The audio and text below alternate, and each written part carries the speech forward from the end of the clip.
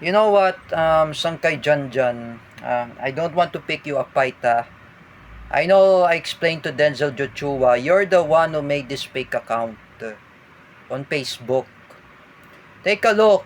The Rappler is learn that blogger Sangkay Janjan take down 167 YouTube video of violated tech of platform policy on harassment and COVID-19 disinformation.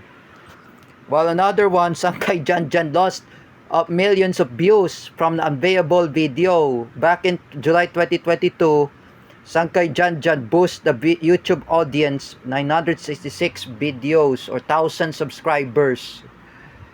And another one, many of the videos violated of YouTube harassments and policies. You know, Sangkay Janjan, ha, this is why I tell it to my mama.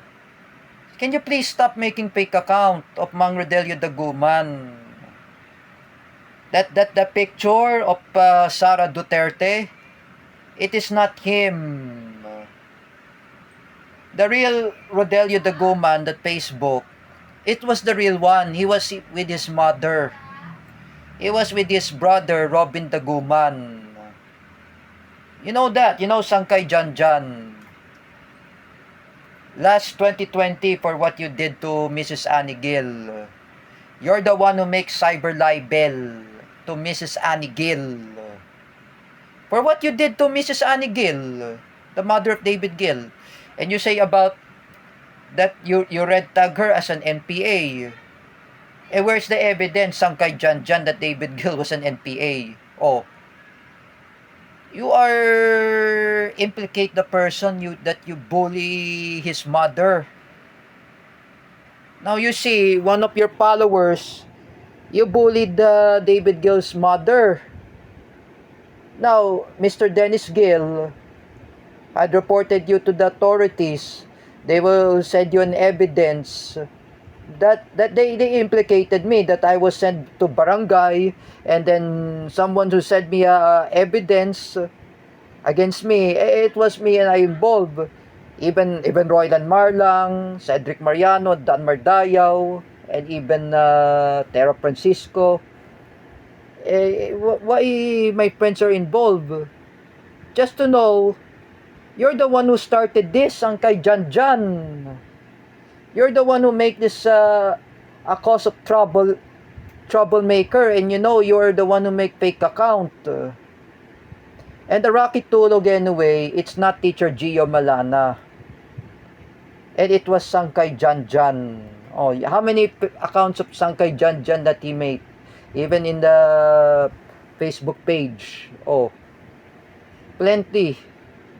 Even that you make a fake account of Mang Rodelio Daguman, and then you bully him. You told your followers whatsoever, you bully Mang Rodelio Daguman, and what you're saying, it's not really good, it's not really nice. And you know that his mother had died in pneumonia recently because of you. You know what, Sangkay Janjan, ha? I know you're a content creator and blogger. You don't have respect to Rodelio Daguman's mother. You don't have respect to his brother, Kuya Robin. You don't have respect to others. Now you see, Mang Rodelio Daguman's mother had passed away. He cried. He lost his mother.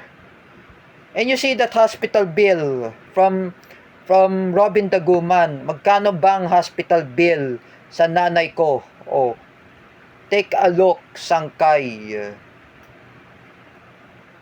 That is the reason. And you know what, Sangkay Janjan?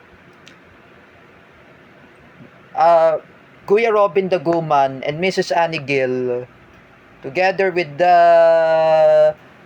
Mr. Dennis Gill, even Mang Rodelio Daguman's sister, even Gerard Gill, even David Gill, they are joint forces to file the lawsuit against you. They will file the cases against you, Sangkay Janjan.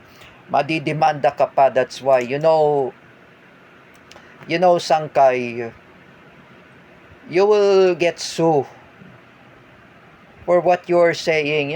For me, I know people there are anti-Marcos. People there are pro-Duterte. They have their own freedom of expression. If people there are pro-Duterte, if they are anti-Marcos, would you ever bash them? They have their own freedom of expression. Like I said to you, all of you folks, and even to Sangkay Janjan, I never want to make bullying. I never want to make cyber libel. So first of all, you need to stop. You need to stop what you're doing. Remember, Sangkay Janjan, it's really a cyber crime. There is a cyber libel. Why are you using a fake account of Mrs. Annie Gill and Mang Rodelio Daguman that they didn't know you? That's terrible.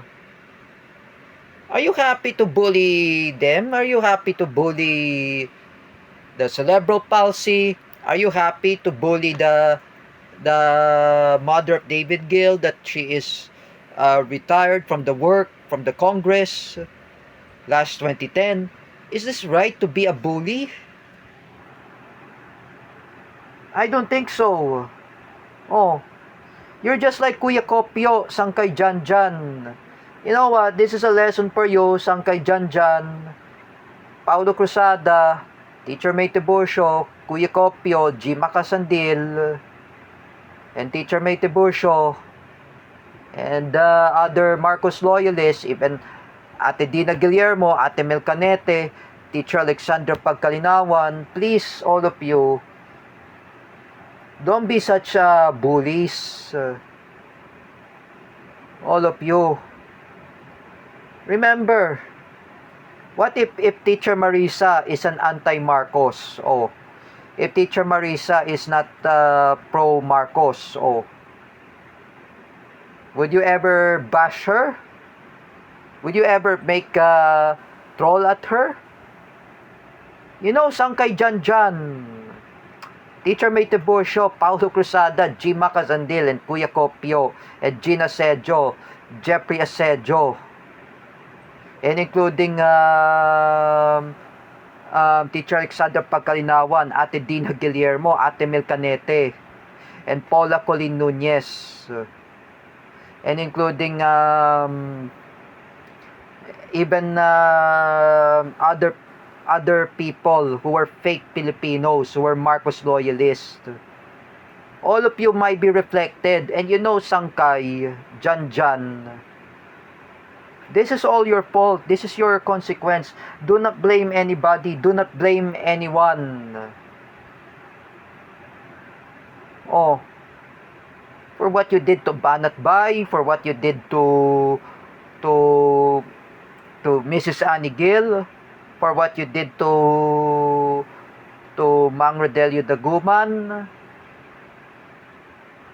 This is your reflection, Sangkay Janjan. Remember that. Like me, I promised to Luis Cabales, I never make fake account on Facebook.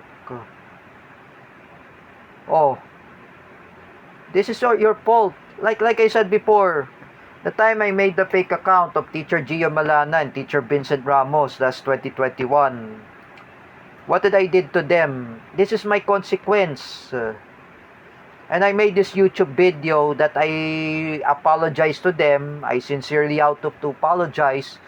But I just stopped making fake account. Oh, I explained it to Denzel Joshua. This is better for you. When I was told by Denzel Joshua, Sangkay Janjan, oh, tumigil ka na. That's why. This is what I say to you in public. For all the Filipinos there who were anti-Marcos or pro-Duterte, oh, they are pro-Duterte, my fellow DDS supporters or diehard Duterte supporters who were anti-Marcos. Don't listen to Sangkay Janjan. Huwag ka maniwala sa kanya. That's why he's really a jerk.